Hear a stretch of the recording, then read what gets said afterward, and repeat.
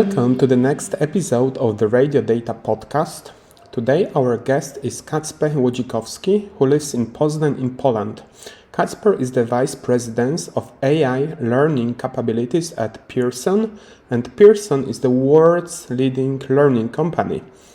We'll be talking about how data and AI is used at Pearson and also in the education industry in general. However, as always, let's start with the introduction. Kacper, could you please tell us more about yourself and your company? Sure. My name is Kacper Łodzikowski, and I'm the Vice President of AI capabilities at Pearson. Pearson is the world's leading learning company. We serve 160 million users globally in nearly 200 countries. And at Pearson, I lead a department that focuses on designing and developing of AI capabilities that help people learn and educators teach. And the work of our group focuses on natural language processing, on computational psychometrics, on human-machine interaction, and on ethical AI governance. And outside of Pearson, I'm also a researcher and lecturer in AI at Adam Mickiewicz University in Poznań. And can you tell us more about interesting data and AI functionalities that you provide in your product? Sure. Pearson is quite a large company. We do a lot of things. I'll just summarize it briefly for the listeners. I think there are two main groups of capabilities that we provide that heavily rely on data, and when the role of data science and machine learning is crucial. So one group of those capabilities is for learners, and the other group is for the people who supervise learning. So these may be teachers, but also, for example, HR departments at companies that look after upskilling. So let me maybe start with those capabilities for workforce analytics. We have a platform at Pearson called Fathom that provides insights to organizations on the impact of emerging technologies, such as AI, on the economy.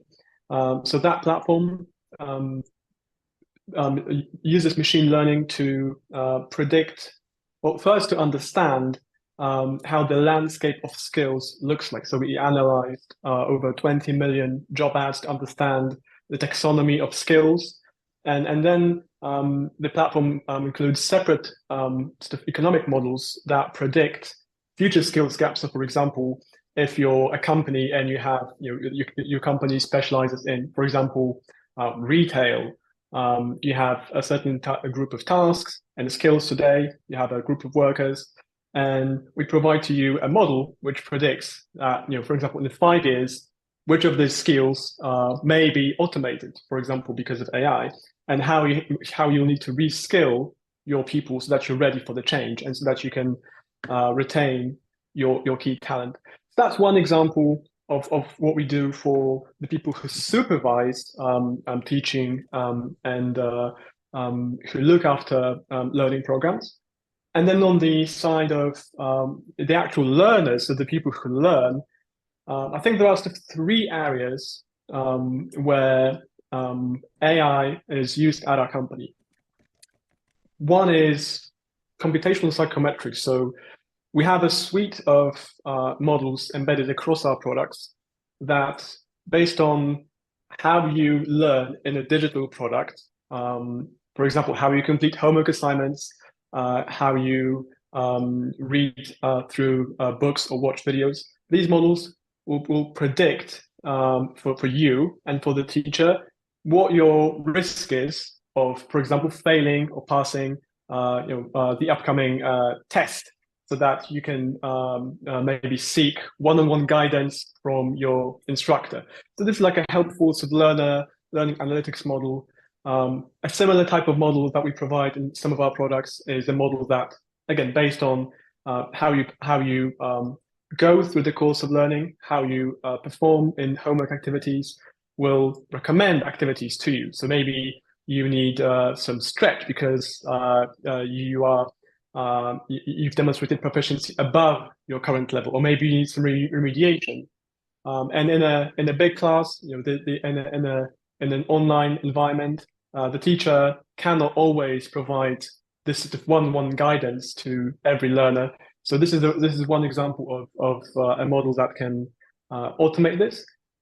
Another field where we do a lot of work, and this may be something we can delve into more in a second, given all the interest in generative AI, is a lot of work around natural language processing for helping to assess people's hard skills and soft skills. And I think one of the most interesting aspects or areas of that we focused on recently was language learning and how these more traditional models, but also the new types of models can be used to diagnose, but then also teach certain types of language skills. Can you elaborate more about this case? For instance, learning new language, because of course we can use chatbots or some personalized way of learning, but you can also have like a video assistant, like AI teacher who can actually analyze how you learn, what is your speed of learning, what is your vocabulary, what is your interest, and you could have very personalized lessons that might be even more efficient than traditional ones. That's a good intuition. And I think it'll be helpful to take a step back and really think about, in terms of language learning, what humans are good at versus what machines are good at. Humans are natural users of language, so they can always provide this quick evaluation. They will pick up on pragmatics, so for example, humor or irony, and they are attuned to various types of errors. They can easily pick up errors in context. But the disadvantages of humans are the availability of humans. There are certain areas in the world where there's a lack of trained language professionals. The cost is another consideration. There are certain areas where people simply cannot afford a language tutor, and also human-related factors such as the speed of assessing, as well as certain aspects of bias and inconsistency of scoring. This is where we want to do everything that's possible for language learning and use AI to kind of strip that human bias out of assessment. And actually at Pearson, we've been pioneering the use of AI in automated assessment of speech and text for language and other soft skills for almost 3 decades now. And this actually started at the turn of the millennium with more traditional machine learning models, where we would design a particular test, for example, that aims to assess your proficiency in language. We would agree on the scoring rubrics for the test. So, for example, this is how we understand good pronunciation versus suboptimal pronunciation, and so on. And we would actually go out into the field, collect data from real-life learners, and then we would have humans, trained professional subject matter experts, who were trained on how to use those scoring rubrics. We would have them actually label the data so that we can then train those machine learning models based on that.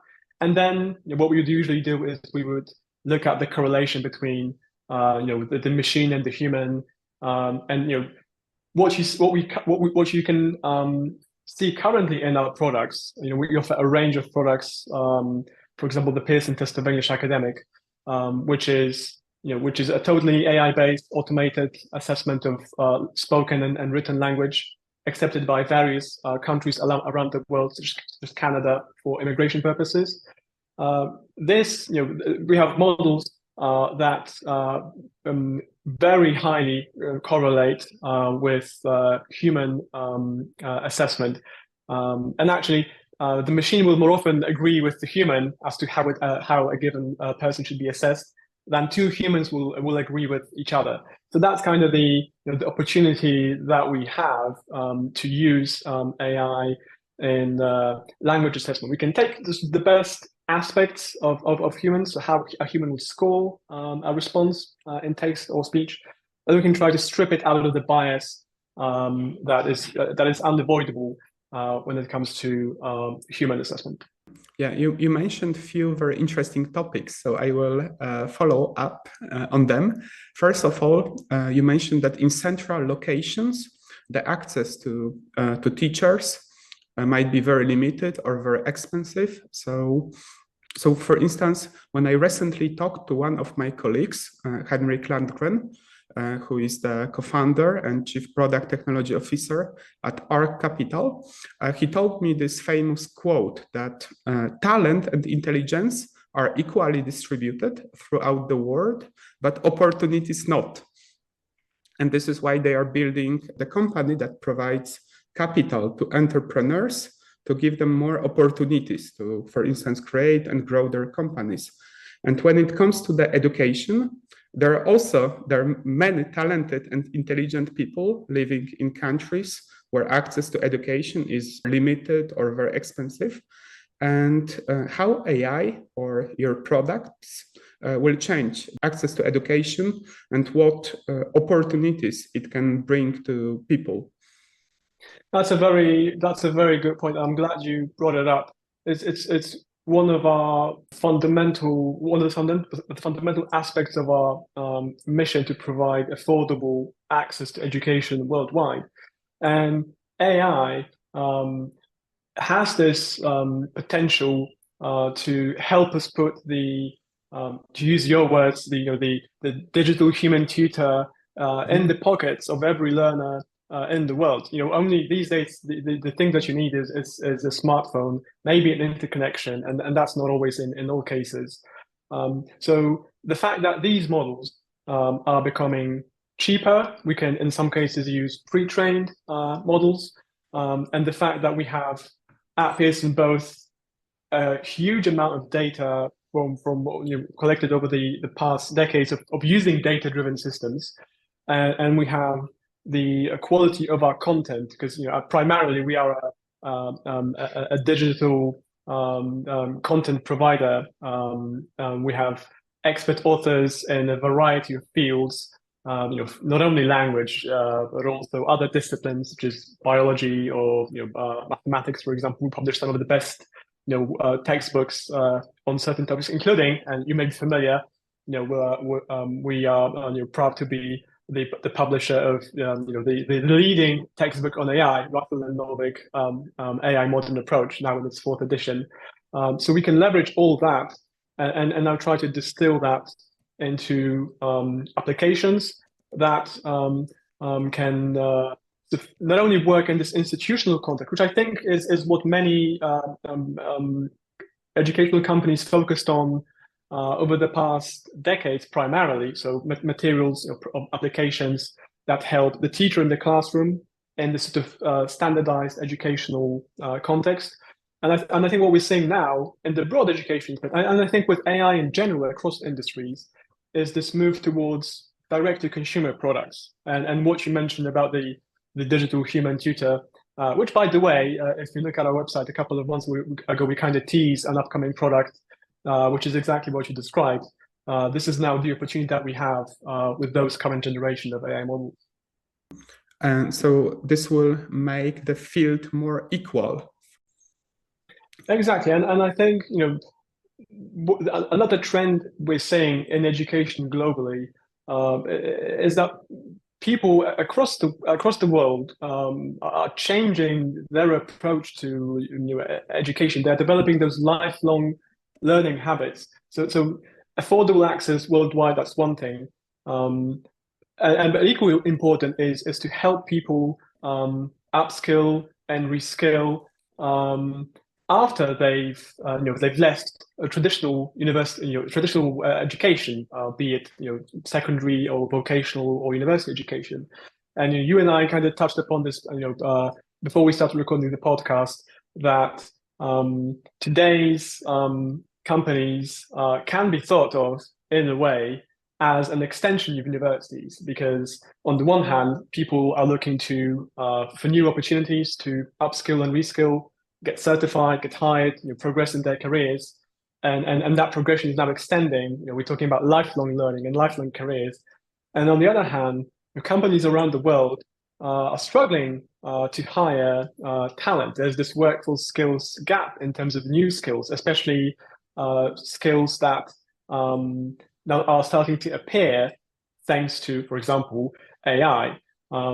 So that's the aspect of rethinking educational at a couple of levels, that we've now mentioned, is something that we're particularly excited today because AI can, it won't solve all the problems, but it can sort of enable the creation of solutions for them.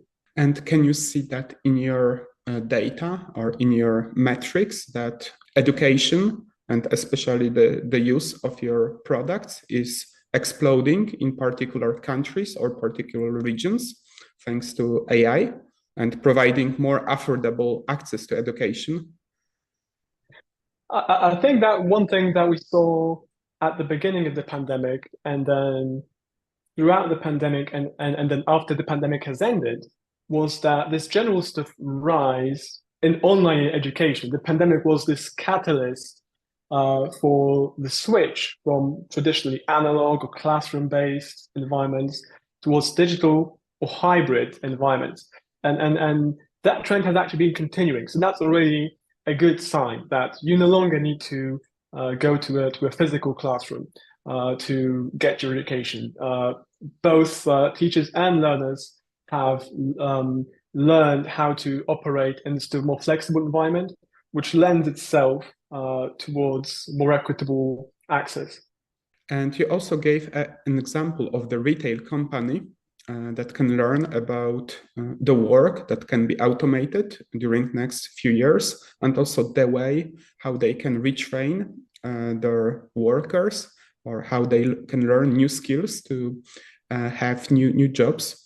And what are the most important skills that people should have or should develop those days to use those skills also in 5 years, let's say?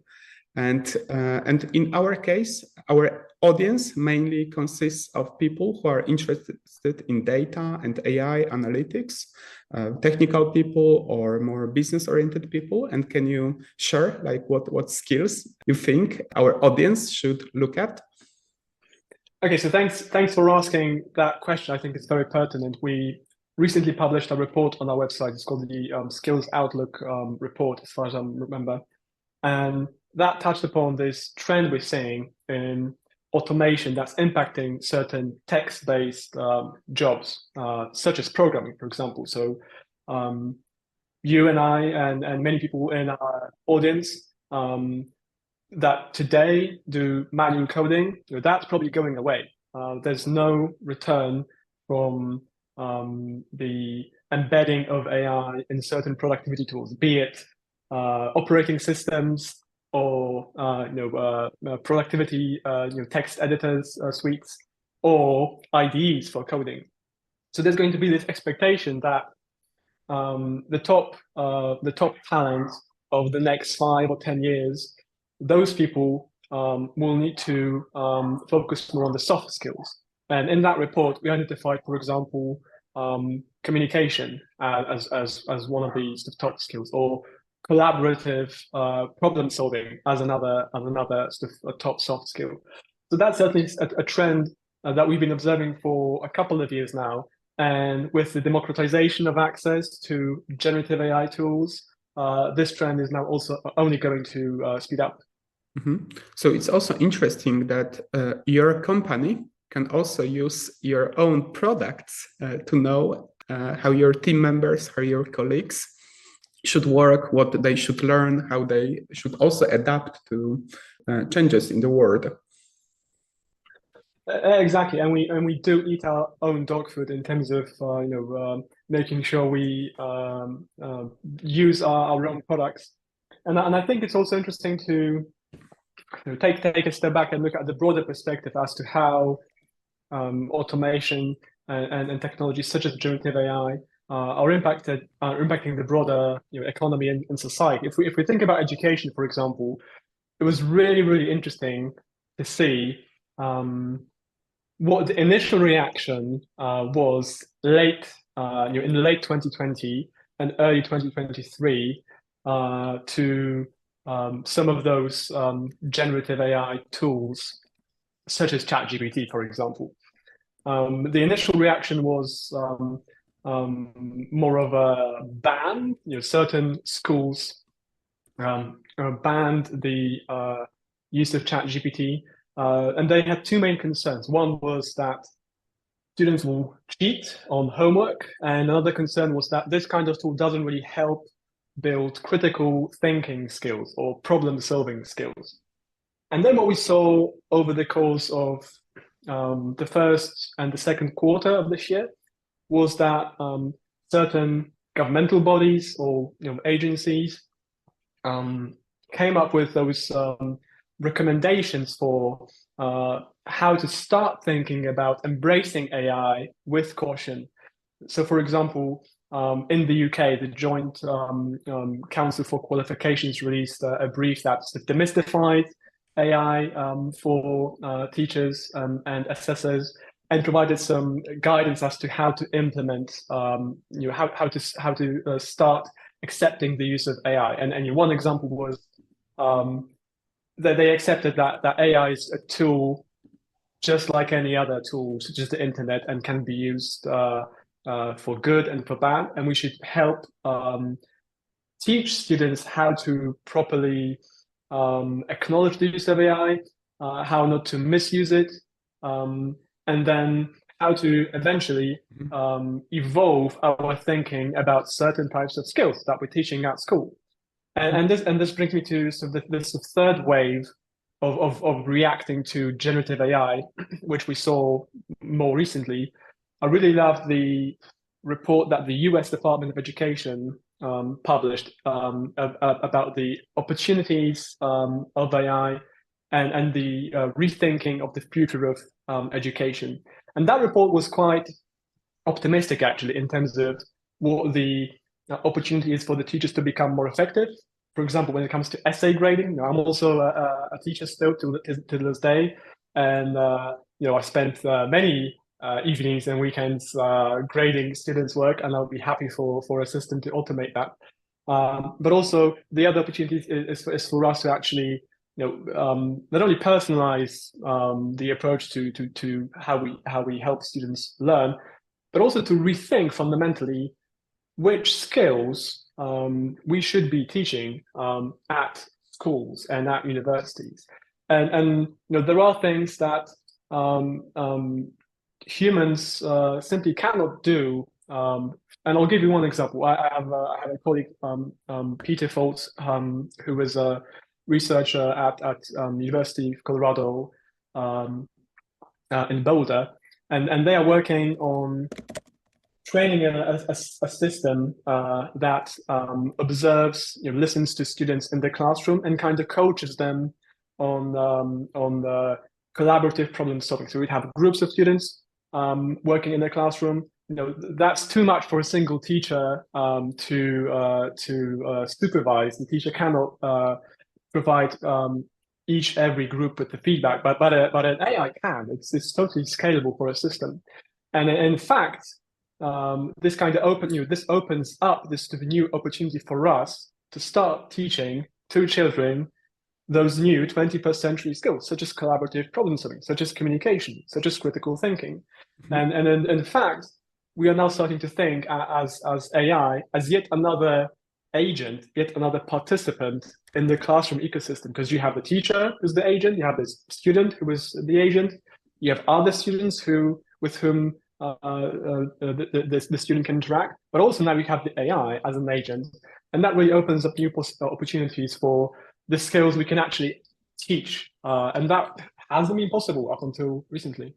So I think that your students are very lucky, because you mentioned that you are a lecturer at Adam Mickiewicz University in Poznań. So I'm sure that you are the person who is now, during the summertime, is thinking how to adapt your lessons and how to create interesting exercises for your students who will join the academic year in October. But based on your knowledge, how many schools are actually thinking about that when it comes to primary schools, secondary schools, or universities? where non-IT specific lessons are learned? Do you think that right now schools and universities are working hard during the summertime to prepare for a new academic year, given the fact that we have so many advancements in generative AI and the way of learning should change actually immediately? That is a very good question. So I actually speak to faculty, staff, and educators very frequently, both in my Pearson hat and with my Adam Mickiewicz University hat. And I noticed that all of them are really interested in the opportunities that AI brings. And they also need some guidance. And the primary reason for the guidance is the gap that we have to bridge between where we are today and where we want to go, what opportunities that we outlined, with AI being the agent in the classroom and helping the teacher, helping the learner, the digital human tutor in the pocket of every learner, and so on. And the first thing that we can do is to help educate teachers about the value of embracing AI and encouraging students to use AI. Like we said, AI is becoming 21st century digital literacy skill, going to be embedded in every tool, from Windows through Office, through computing IDEs and computing environments. I had a colleague at University of Notre Dame, John Berens, who recently published a piece of work in which he stipulated that we are now moving into this era of first draft automation, in which AI is used to write the first draft of a genre-specific material, such as a press release, job description, marketing material, legal document. And that's a completely new way of operating in a society and in an economy. So whatever we can do now to help educate learners across the system that this is the new reality that they're going to face when they enter the job economy, we should do that, whatever we can do. And there are some easy ways to do it. I think the main principle is to help students embrace AI as a supplement to learning and not a replacement of learning. And that will I think initially will help to qualm some of the concerns around unethical behavior. We should clarify expectations about ethics and compliance up front, and we should look out for signs of misuse. But other than that, we should encourage students to use even those democratized free tools to start evolving their thinking about how the world is going to look in a couple of years. And I'll give you just a couple of examples. One thing we've been discussing. I recently spoke at a conference of sixth form colleges in the UK, and some of the things we discussed were how they are already using those free commercial generative AI tools with their students, for example, to help students check for understanding of a given topic. You cannot always call your teacher in the middle of the night if you need some help. Another thing is get contextual examples. Another thing is if you want to write an essay, or don't have the system write it for you, at least maybe provide your ideas and get an outline and get a couple of versions of outline and then co-write with the systems. Mm-hmm. These are some things that people can start doing already. With my Pearson hat on, we are already across our products embedding these types of systems as well, those generative AI systems. We actually have, I mentioned writing. So we already had a product in the market called the Intelligent Essay Assessor, another product called Write to Learn, which actually have been sort of embedding those principles of co-writing with AI. Instead of relying on the AI to write things for you, you actually have this feedback loop with AI. When you write something and the AI gives you feedback, gives you comments, and teaches you how to express your thoughts. in writing. So that's kind of the direction in which I think we should be going. Yes, thank you. And you briefly mentioned that, but we can talk more specifically now. So what are the disadvantages or potential negative consequences or specific risks of using AI in the education? I think there are three main risks. One is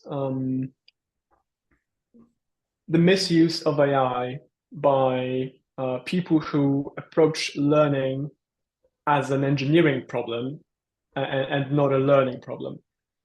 And what I mean by that is, with the proliferation of AI tools and with the democratized access to AI tools, pretty much anyone can now program their own AI using natural language even and try to use it.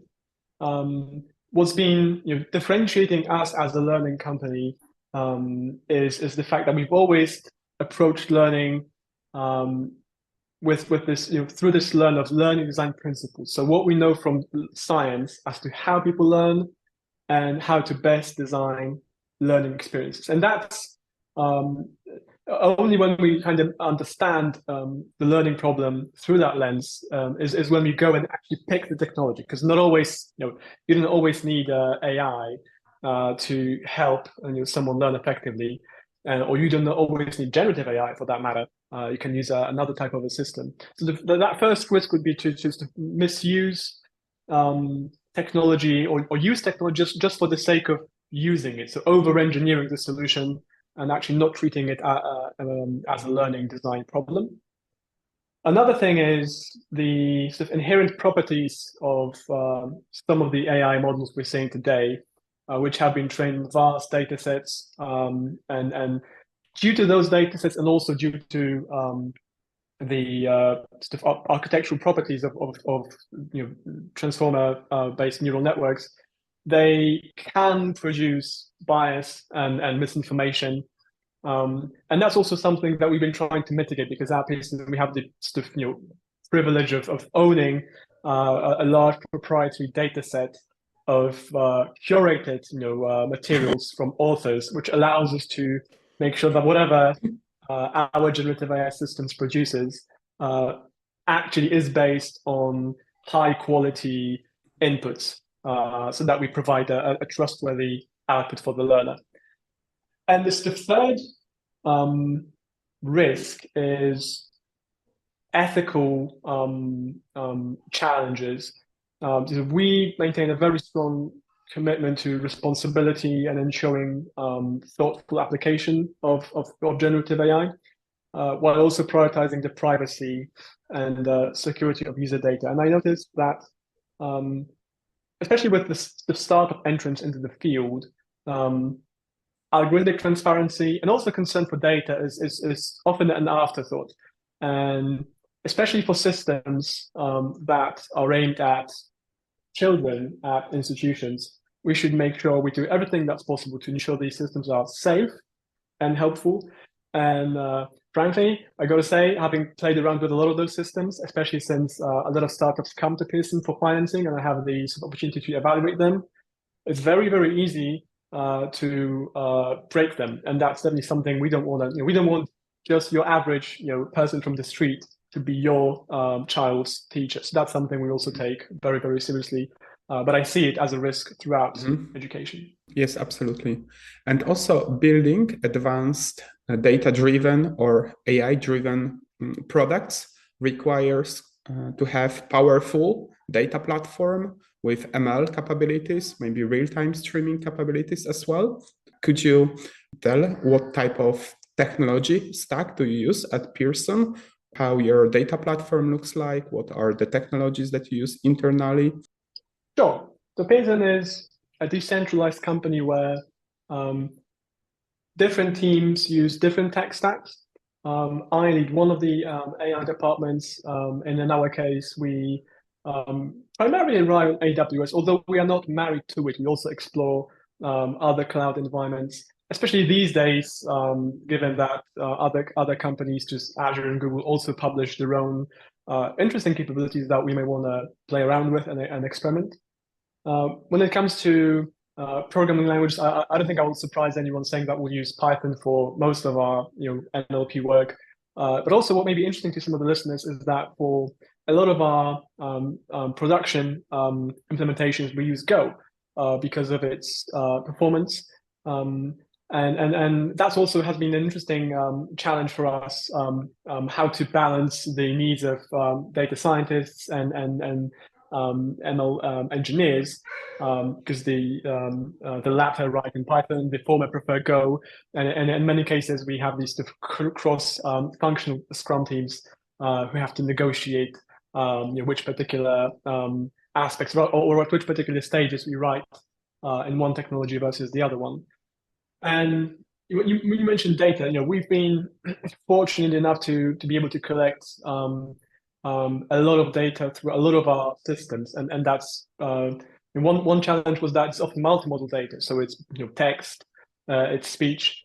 In some cases, for example, for our assessments, which are taken not at a test center. For example, some of your listeners may have taken one of our AWS, machine learning certifications. They would go to a test center. They would take the tests there. But these days, we also now offer online proctored assessments. So we also process a lot of video data to make sure that the person who's taking the assessment is actually the person who's supposed to take the assessment, not someone else, and to see whether they are cheating or maybe trying to game the system. So one of the challenges we've had is working with various data from various platforms, multimodal data sets, and also trying to connect that into a single profile, because eventually our goal is lifelong learning. So if you use one of our products in the classroom and then you use one of our products after hours, and then if you go to a test center and you use one of our products there, then we want to make sure that we know who you are and that we can help you in your journey.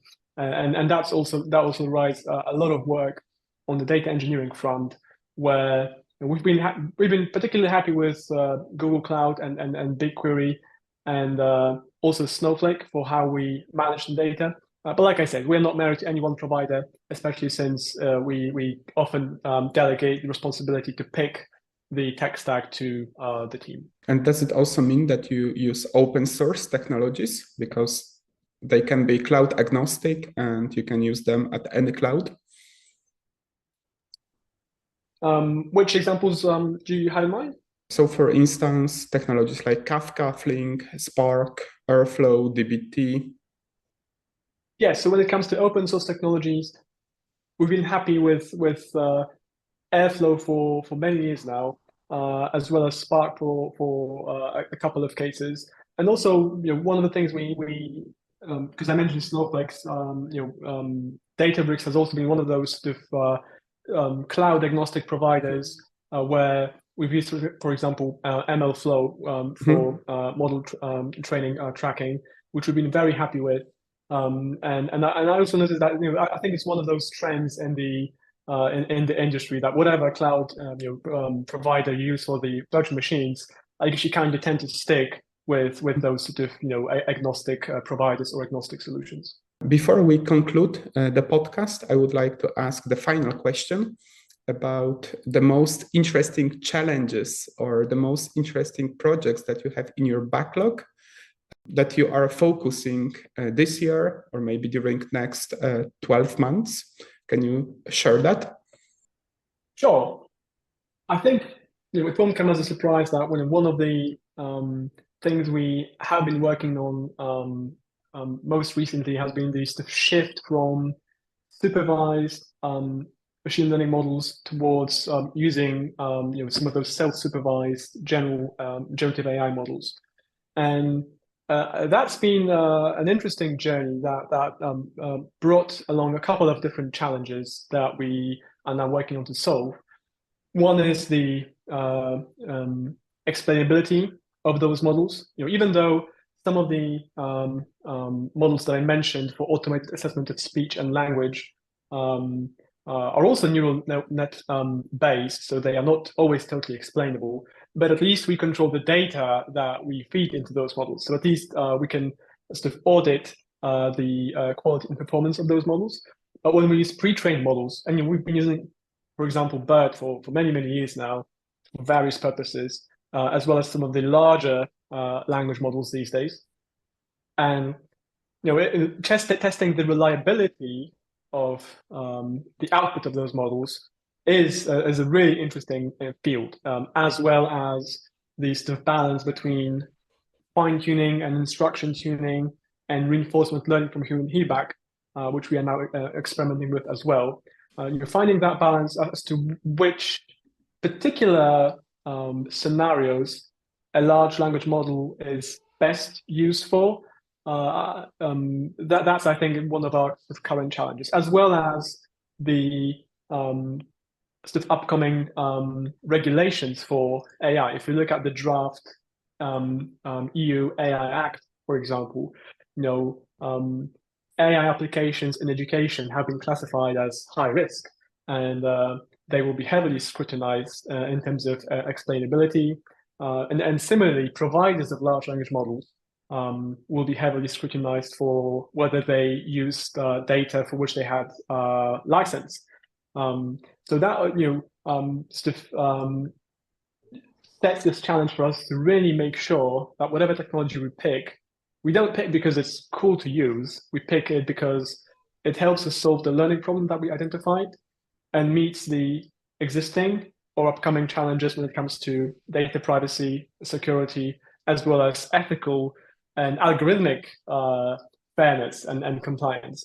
So regardless of which products this work manifests in, and I think I've mentioned that one of our upcoming products, which we already teased online, is this digital human tutor for English language learning that every learner will have in its pocket.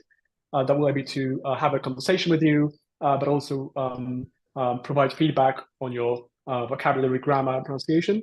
Regardless of what the actual customer-facing feature is, a lot of our challenges revolve around the fundamental decisions design and development decisions we make when it comes to really fundamentally what is the value of AI in education, and what the opportunities and risks are. Yes, thank you for this answer. And also I would like to thank you for sharing your knowledge with us. It was fantastic conversation, and I think it's very useful to our audience. Thank you for having me. If you are interested in getting notifications about future podcast episodes, please subscribe to Radio Data Podcast on Spotify, Apple, or YouTube. If you are interested in being an expert guest in one of our episodes, please find me on LinkedIn and send me a message. My name is Adam Kawa and I work at Getting Data, which is a data consultancy company. If you would like to learn more about our data, analytics, AI, ML, and cloud projects and our services, please visit us at gettingdata.com.